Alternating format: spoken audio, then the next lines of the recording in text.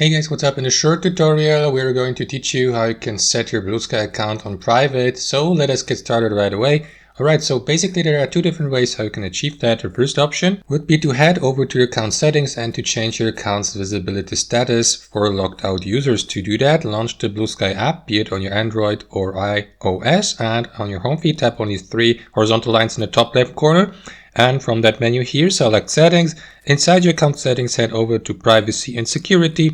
And here what you want to do, guys, is make sure that this feature here below, logged out visibility, is enabled. So turn it on or switch it on here to the right. With that feature enabled, users who are not logged into their own Bluesky account will not be able to view your account here on Bluesky. So that's one option. The second option would be to simply post content on your time wall on Bluesky and to change the visibility status for the given post. So head back to your home feed, tap on that blue icon in the bottom right corner to post the message or content. And what you want to do, guys, in the next step is simply type in your message here, attach a file if you like below, for instance an image in JPEG or PNG format or a video. Now we're going to skip that for the sake of this tutorial. So before you tap on post in the top right corner to publish your post, what you want to do, guys, is tap on anybody can interact here at the bottom of your post. Tap on it again, and it is going to redirect you to the post interaction settings.